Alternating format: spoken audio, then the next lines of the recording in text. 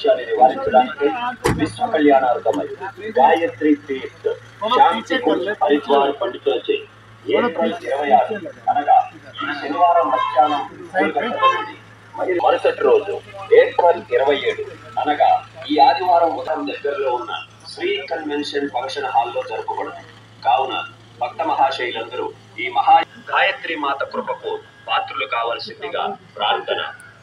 భక్తులకు మరొక్కసారి మనవి, ఏప్రిల్ 26 అనగా ఈ శనివారం మధ్యాహ్నం 3 గంటల నుండి జోడి ఆంజనేయ స్వామి దేవాలయం అగ్రహారం నుండి 508 కలశాలతో శ్రీ కన్వెన్షన్ ఫంక్షన్ హాల్లోని యజ్ఞశాల వరకు భవ్య కలశ యాత్ర జరుగును.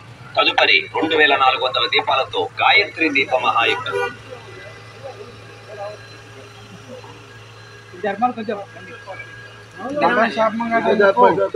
508 కలశాలతో జోడి ఆంజనేయ స్వామి దేవాలయం అగ్రహారం నుండి శ్రీ కన్వెన్షన్ ఫంక్షన్ హాల్లోని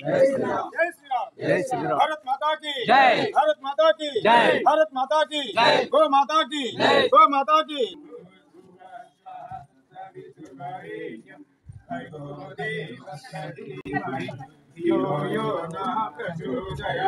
गायत्री माता की जय, देव की जय, ब्रह्ममुनि माता जी की जय, गायत्री माता की जय, ग्राम देवता की जय, स्थान देवता की जय, जय जय करेक्ट वाले వెనకాల ఉంటారు ఇది మెల్లగా నడుస్తారు అయ్యో అయ్యో ప్రచోదయా ఏ గ్రౌండ్ ఉంది కదా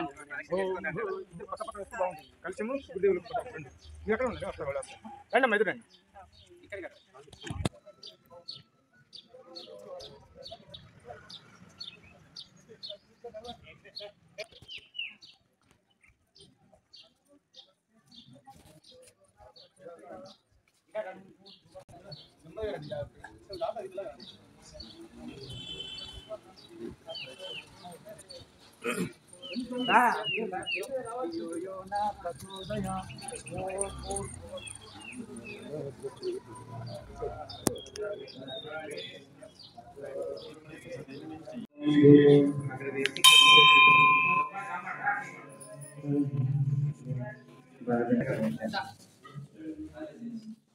అక్కడ ఉండని తర్వాత హారతిద్దురు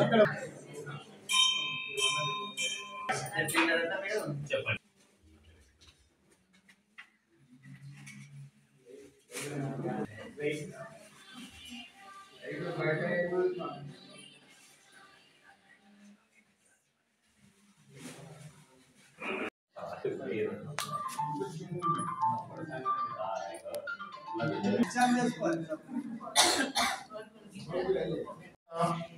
మహానుభావులు ఆత్మీయ బంధువులకు నమస్సుమాంజలి. గాయత్రి పరివార్ శాంతి కుంజ్ హరిద్వార్ నుండి भाई साहब संदीप जी, विष्णु जी, आप रघुराम जी, శ్రీశైలం जी మీరు వచ్చారు. ఈ కలశ జ్యోతి కలశం అంటారు. దీంట్లో 24 పుణ్యక్షేత్రాల జలాలు, నదీ జలాలు. విశేషత అంటే గురువు గారు తనకు గురుసత్తా హిమాలయాల నుంచి జ్ఞానోదయం కల్పించినప్పుడు 1926లో ఆ దివ్యాగ్నితోని అఖండ జ్యోతి వెలిగించాడు. ఆ అఖండ జ్యోతి మీద గురుసత్తా సర్వేశ్వరానందజీ గురువు దగ్గరికి దీపం నుంచి వచ్చింది. ఆయన అక్కడ ఫోటోలో బైసాబ్ లగ్రామ్ గారు అక్కడ జడలతో కనిపిస్తారు. ఆ ఫోటోలో అందరు భక్తులు అడిగితే ఒకసారి గురువు హిమాలయం పోయినప్పుడు ఆయన ఫోటో తీసుకొచ్చారు. ఆయన దిగంబరంగా ఉంటాడు, చాలు కనిపించాయి. ఆ గురూజీ పక్కకు అట్లా వెంట్రుకతో మేఘాలు ఉంటాడు. సూక్ష్మ రూపంగా ధరించి గురూజీకి ఆయన 3 జన్మలు వృత్తాంతం చెప్పింది. 24 లక్షల పురచరణాలు అంటే ఒక సంవత్సరంలో 24 లక్షల జపము 24 సార్లు చేయాలి. అంటే 24 సంవత్సరాలు చేయాలి. అప్పుడు ఆహారము ఆవుకు తినిపించిన జవు అంటే మన దగ్గర బండలు లాంటివి, పండు కింద వడని తెల్లారి పెండల ఎన్నెత్తి కష్టపడు పెరిగడం, వాటిని పిండి చేసి ఆవు కొరట తినాలి. ఒకటి ఆ ఆవుకు సేవేసి ఆవుకు చల్లాలి. ఇట్లా 24 సంవత్సరాలు ఉప్పు లేకుండా కారం లేకుండా ఆస్వాద వ్రతంలో ఉండి సంవత్సరాన్ని 24 లక్షల గాయత్రి చేసి 24 సంవత్సరాలు చేసి అందరికీ తెలుపడానికి సహస్రకుండ యజ్ఞం 1950 చేశారు. అక్కడ నుండి ఆ దీపం దగ్గర ఉన్న కలశాలే దేశమంతా తిరుగుతున్నాయి. ఇప్పుడు 100 సంవత్సరాలు అయిన సందర్భం ఆ దీపం 12 ఆంధ్రప్రదేశ్కు జిల్లాలు, 12 తెలంగాణ జిల్లాలలో ఈ కలశం జరుగుతుంది. ఒక జిల్లాలో మినిమం 24. ఇప్పుడు కామారెడ్డి జిల్లా అయిపోయింది, తెలంగాణకు 12 జిల్లాలు మనకి ఇచ్చేది. రెండవది మన రాజన్న ఈ జిల్లాలలో 24 ఇంట్లో మీద ఒక గ్రామం. సో ఇప్పుడు విస్తృతంగా ఈ సందీప్ గారు చెప్తారు.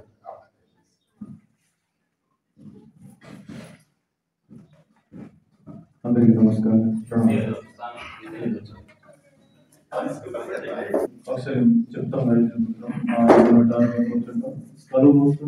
ఉదయమానేశ్వరుడికి ధ్యానం చేసి మనంతో పాటు గాయత్రి మహామంత్ర అఖేశ్వరం అఖేల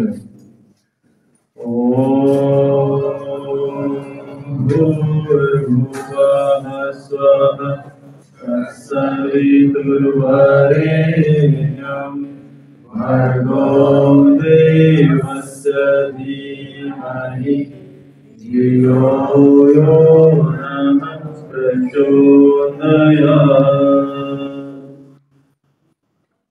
ఈ గాయత్రి మహామంత్ర ఎవరు జపం చేస్తున్నారు?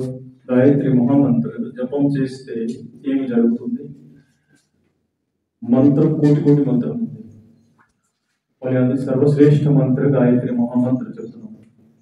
ఎందుకు సర్వశ్రేష్ఠ? 4 వేదంలో ఉన్న జ్ఞానం, ఈ సృష్టి 4 వేదాలు, ఈ మొత్తం సృష్టి అయింది, సంరచన అయింది ఒక ఫార్ములా. అందరూ ఇక్కడ ఎడ్యుకేటర్ వాళ్ళు మీకు తెలుసు, మ్యాథమెటిక్స్ లో ఒక చిన్న ఫార్ములా ఉంటుంది, a+b², తర్వాత మీరు డిస్క్రైబ్, తర్వాత PhD చేస్తే ఎంతో, కానీ ఒక 10 పేజీలు వారికి డిస్క్రిప్షన్ ఫార్ములా ఎంత, దాని డిస్క్రిప్షన్ ఎంతో. అలానే 4 వేదంలో ఉన్న జ్ఞానంకి ఈ 24 అక్షరాలు శక్తి మారవద్దు. ఆ జ్ఞానంకి లాక్ చేశారు గాయత్రి మహామంత్ర. ఎందుకు, ఎట్లా? ఇది శివాలయం, భగవాన్ మహాదేవ్ యోగి వారు ధ్యానస్తులు ఉన్నారు. మాత పార్వతి అడిగారు, శంకర్ పార్వతి సంవాదం చెప్తున్నారు. మాత పార్వతి అడిగారు, మహాదేవ్ ఈ మొత్తం ప్రపంచ సృష్టి, ప్రపంచ జనాలు, మనుషులు, దేవుడు అందరూ తపస్సు చేస్తున్నారు, ధ్యానం మీకు చేస్తున్నారు, తపస్సు కూడా మీ కోసం చేస్తున్నారు. కానీ మీరు పరమేశ్వరుడు అయి మీరు మళ్ళీ ఎవరికి ధ్యానం చేస్తున్నారు? ప్రశ్న రావాలి కదా. ఎవరు దేవుడు, వాళ్ళే లాస్ట్, వాళ్ళు ఎవరికి ధ్యానం? కానీ మహాదేవుడు లాస్ట్ అయితే మహాదేవుడు మరి ఎవరికి ధ్యానం చేస్తున్నారు? అదే అర్థం.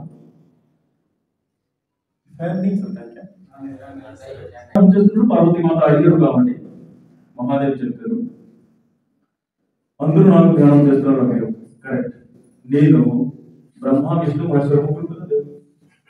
మనం ముగ్గురు ధ్యానంలో కేవలం గాయత్రి శక్తికు ధ్యానం చేస్తాం. గాయత్రి శక్తి అంటే గాయత్రి మంత్ర. గాయత్రి మంత్ర అంటే 24 అక్షరాలు. 24 అక్షరాలు అంటే 24 శక్తి ధ్యానం.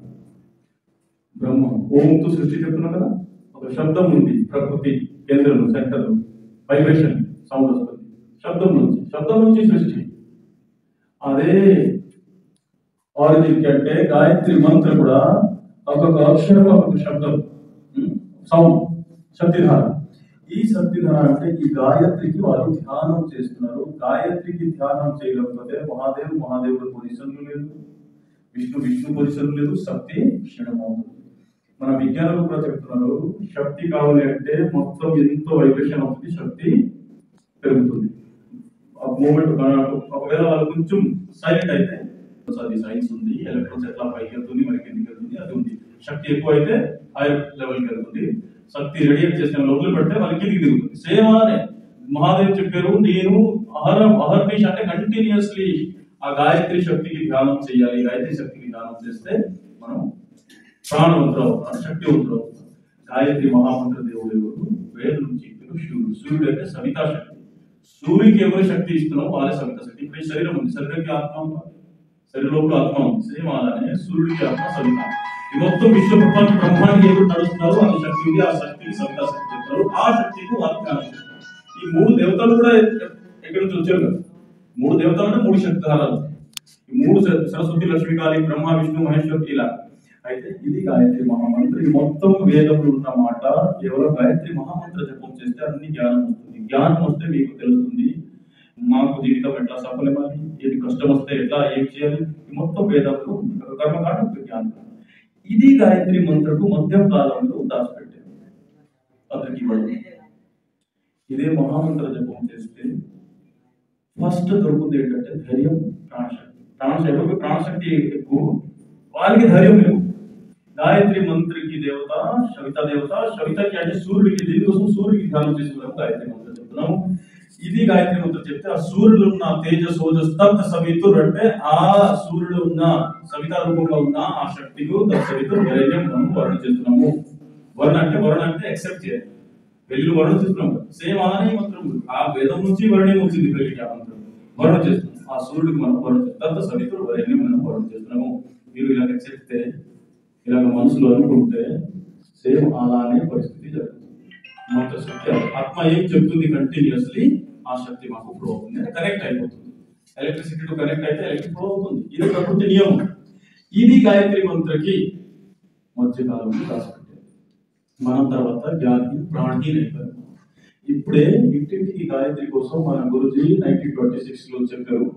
1926 రోజు ఆ దీపం వెలిగించి పూజా స్థలంలో ఆ గురుజీ దర్శనం గురుజీ చెప్పారు. అది దర్శనం ఈ గాయత్రి మంత్ర గాయత్రి శరణం మళ్ళీ ఇంటింటికి ఊరికి అందరికి ఇవ్వడం కోసం ప్రయత్నం అయింది. అప్పటి నుంచి గాయత్రి పరివార్ మనము అందరూ గాయత్రి మంత్రం గురించి ప్రచారం చేస్తున్నాము. కోటి జనాలు ఇప్పుడు గాయత్రి చేసి చూడండి ఒక బ్రహ్మాండంగా విక్రమంగా జరిగింది గాయత్రి మంత్రం. ముందు ఎవరికి తెలియదు గాయత్రి మంత్రం. ఈ గాయత్రి మంత్రం చేయకూడదు.